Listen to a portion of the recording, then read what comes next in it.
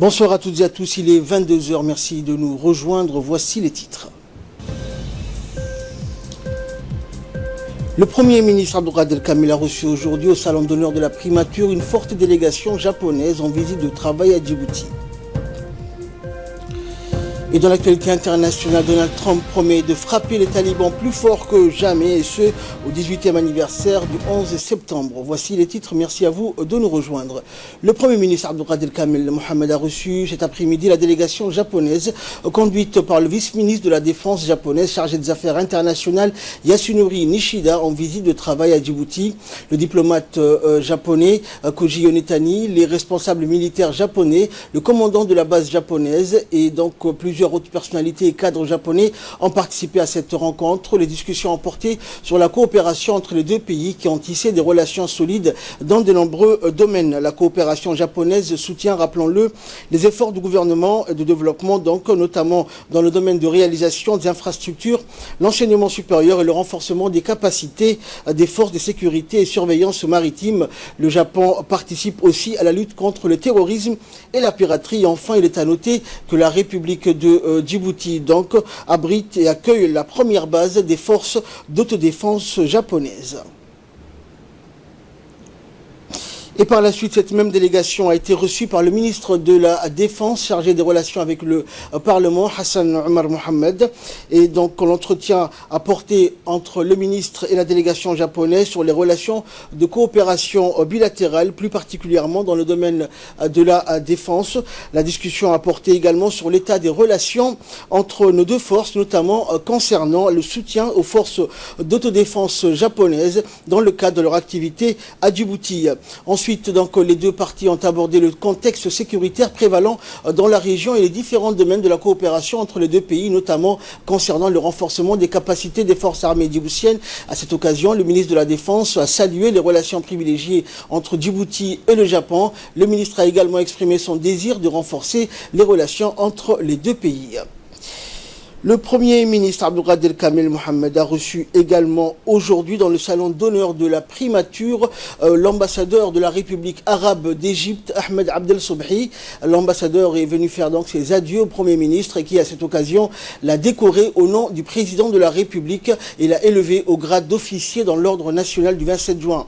Le ministre de l'Équipement et des Transports, Moussa Mohamed Ahmed, assisté à cette rencontre. Le Premier ministre a adressé ses vives félicitations à l'heureux récipiendaire pour son implication active à consolider donc davantage la coopération bilatérale entre les deux pays durant les 3 années qu'a duré sa mission à Djibouti en sa qualité d'ambassadeur. Également dans l'actualité, le ministre des Affaires étrangères et de la coopération internationale, porte-parole du gouvernement, Mahmoud Ali Youssouf, a été reçu en audience aujourd'hui par Abdel Fattah al-Sisi, président de la République arabe d'Égypte. Le chef de la diplomatie djiboutienne était porteur d'un message du président Ismaël Omar Guelleh, donc adressé à son homologue égyptien. Les relations bilatérales, le partenariat stratégique, la sécurité dans la Corne de l'Afrique et la mer Rouge ont fait l'objet d'un échange constructif. En outre, donc, le soutien à la candidature de Djibouti au Conseil de sécurité des Nations Unies pour la période 2021-2022 a été amplement discuté lors des entretiens. Le ministre de la Santé, Mohamed Ouarsama Diri, a reçu le nouvel ambassadeur de France à Djibouti, Arnaud Guillois, qui a été accompagné par le directeur de l'Agence française de développement, Philippe Collignon, dans le cadre d'une visite de courtoisie. Après les mots de bienvenue au nouvel ambassadeur de France à Djibouti, le ministre de la Santé a retracé les liens séculaires et historiques qui relatent ce partenariat privilégié qui existe entre la République française et la République de Djibouti. Le ministre et le diplomate français ont par ailleurs échangé leurs points de vue sur plusieurs sujets d'intérêt commun, notamment sur les voies et moyens de renforcer la coopération sanitaire entre nos deux pays sœurs. Les deux parties ont également évoqué les différentes pistes de collaboration en matière de rehaussement des plateaux techniques hospitaliers et de renforcement des compétences de nos médecins spécialistes à travers le mécanisme de jumelage interhospitalier et des échanges d'expériences. Le diplomate français a réaffirmé la volonté ferme de son pays à soutenir les efforts du gouvernement djiboutien afin de relever les défis de la couverture sanitaire universelle à Djibouti. Le ministre du Budget, Abdelkarim Aden Cher, a reçu une délégation italienne aujourd'hui, conduite par le colonel de la police, donc le directeur général de la police nationale, le colonel Abdillahi Abdi. Les discussions au cours de cette rencontre étaient relatives au programme de lutte antiterroriste, notamment un projet de mise en œuvre donc et en place d'un laboratoire pour police scientifique et un poste de contrôle frontalier avec la contribution de la douane. Et cette rencontre a vu donc la participation du chef du cabinet, du directeur des douanes et du directeur des impôts. Également en nouvelle du pays, le ministère du Travail, en collaboration avec l'Organisation des pays arabes, a organisé à l'INAP la clôture donc d'une formation de 3 jours qui a porté sur la santé, la sécurité au travail et la négociation ainsi que la collecte des conflits au travail. L'objectif étant de partager les expériences des experts sur le modèle de santé et de sécurité au travail pendant la 3e et la dernière journée de formation qui a été une occasion de prendre la mesure de ce vaste domaine. Cette formation sur la santé et la sécurité soit le commencement d'un long processus de partage, de réflexion, de diagnostic, d'auto-évaluation, de cadrage, de transformation et d'action qui aboutiront à terme à l'éducation donc d'une stratégie nourrie par les travaux d'experts nationaux et internationaux et un modèle solide, efficient, pragmatique et conforme aux réalités nationales. Bien qu'elle soit courte 3 jours, mais nous demandons aussi, félicitons le ministère du Travail de l'initiation de cette formation et nous demandons d'autres formations pour un pays continuer à développer notre connaissance. Direction la région d'Arta à présent où le nouveau préfet d'Arta, Mohamed Cheikhou Hassan, a reçu donc aujourd'hui un accueil triomphal et a pris ses fonctions lors d'une cérémonie de passation présidée par le secrétaire général du ministère de l'Intérieur, Siraj Omar. C'était ce matin dans les locaux de la préfecture d'Arta. La région d'Arta donc a organisé une réception populaire pour l'arrivée du nouveau préfet Mohamed Cheikhou Hassan. En poste à Dikil, Mohamed Cheikhou a été nommé préfet de la région d'Arta lors du dernier conseil des ministres en remplacement de M. Abdillahi Drar Ouki.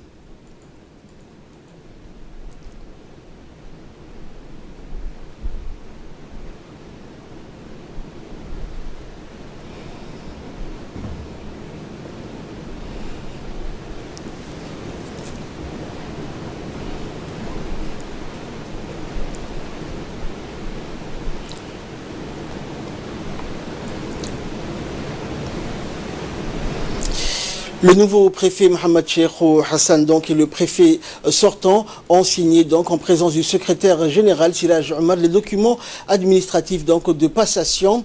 Désormais, Mohamed Cheikhou Hassan devient le premier représentant de l'État dans la région d'Arta. Il aura la lourde tâche de renforcer le développement de cette région qui sera soutenue par la réalisation de nouvelles infrastructures de développement ainsi que l'installation de nouvelles sociétés.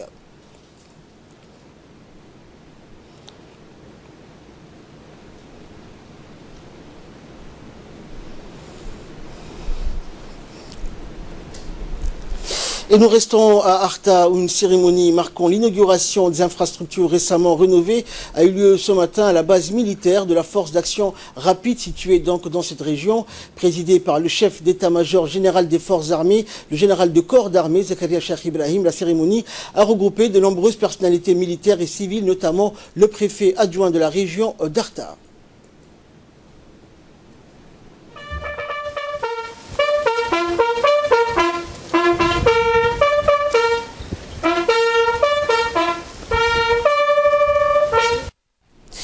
À son arrivée donc au camp militaire de la force d'action rapide d'Arta, le chef d'état-major, le général Zakaria, a été chaleureusement accueilli par le chef de corps des forces d'action rapide, en l'occurrence le colonel Ibrahim Ali Farah, avant de procéder à la revue des troupes aux honneurs et au piquet. Aussitôt arrivé donc, le général Zakaria Cheikh Ibrahim, compagnie du général Hassan Ali Kamil, a procédé à une visite des lieux et à la coupure du ruban d'inauguration des différentes infrastructures de ce camp militaire récemment rénové par les soldats et pour les soldats de ce régiment, comme la clôture murale, les chambres de troupes et des cadres militaires, le hangar du parc automobile, la soude aux armements et d'autres installations, toutes rénovées, mais lesquelles, pour des raisons de sécurité, nous n'avons pas pu donc filmer. Et pour la 3e année, les éléments de la force d'action rapide se fait marquer donc par les travaux de construction réalisés au sein de leur camp. Les hommes de ce premier régiment d'action rapide ont fait leur preuve par les actions louables qu'ils ont menées en Somalie durant plus de 3 ans en libérant de nombreuses villes de la région du Hiran, ainsi donc leurs agglomérations autrefois sous le joug des terroristes d'Al-Shabaab, ce qui leur a valu le nom de Wil Walal. Fier des travaux effectués donc par les éléments de la force d'action rapide, le chef d'état-major a exprimé ses félicitations au chef du corps et les a encouragés à poursuivre dans ce sens. Et après cette inspection des lieux faite par le chef d'état-major. La cérémonie a pris fin par un pot qui a été offert en l'honneur du chef d'état-major ainsi que des chants et danses traditionnels.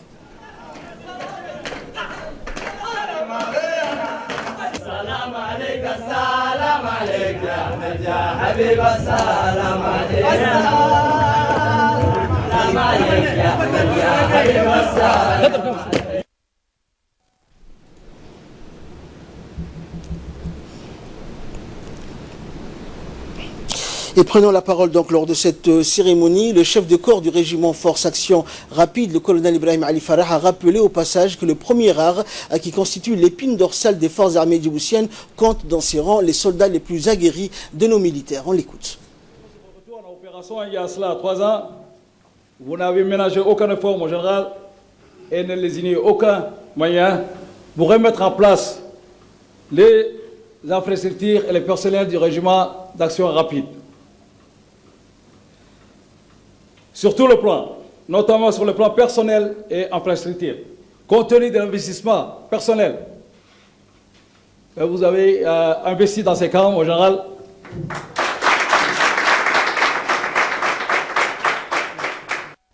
Également dans l'actualité, Djibouti adhère au réseau francophone du régulateur des médias.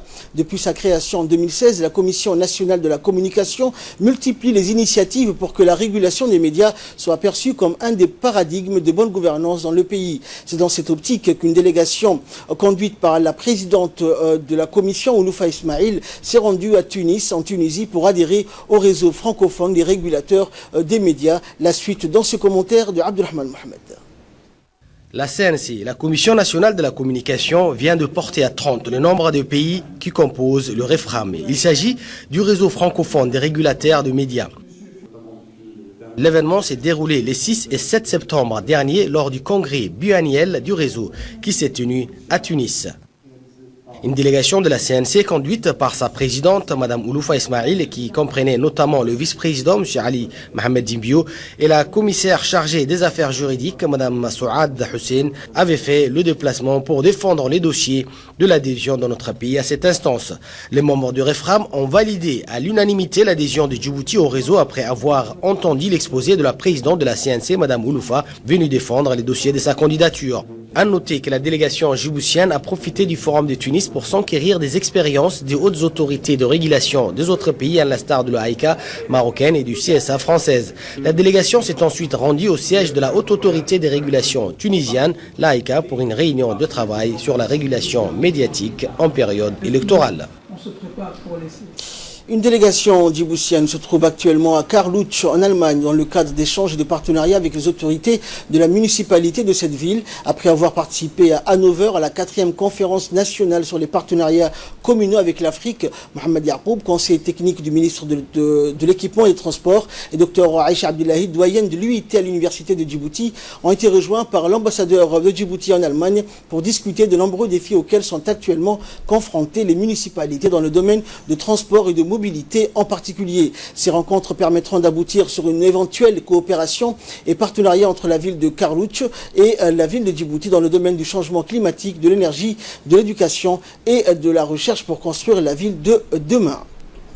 Et de là, nous passons à ce qui fait la une de l'actualité internationale. Annexion d'un pont à la Cisjordanie, la promesse de Benjamin Netanyahu a été critiquée.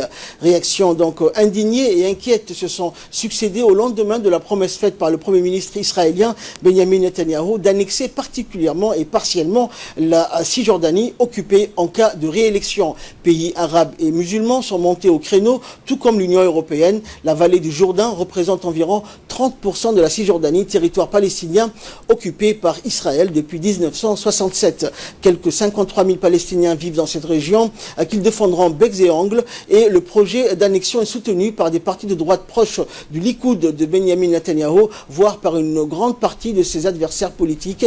La date de l'annonce a, elle, été largement critiquée. Elle intervient en effet une semaine tout juste avant des élections législatives qui s'annoncent farouchement disputées. Et 18 ans après le 11 septembre, Donald Trump veut frapper les talibans plus fort. Le président américain a promis donc hier, jour du 18e anniversaire des attentats du 11 septembre, d'intensifier les combats contre les talibans en Afghanistan, quelques jours après l'annulation d'une rencontre avec ces derniers en vue de conclure un accord de paix. Les attentats du 11 septembre 2001, qui ont fait près de 3000 victimes, avaient poussé les États-Unis à lancer une vaste offensive militaire en Afghanistan pour déloger le régime taliban au pouvoir qui protégeait les commanditaires des attaques. Quelques 13 000 soldats américains sont actuellement stationnés en Afghanistan. C'est sur ces images donc que prend fin cette édition. Merci à vous de l'avoir suivi. Excellent week-end sur Télé Djibouti.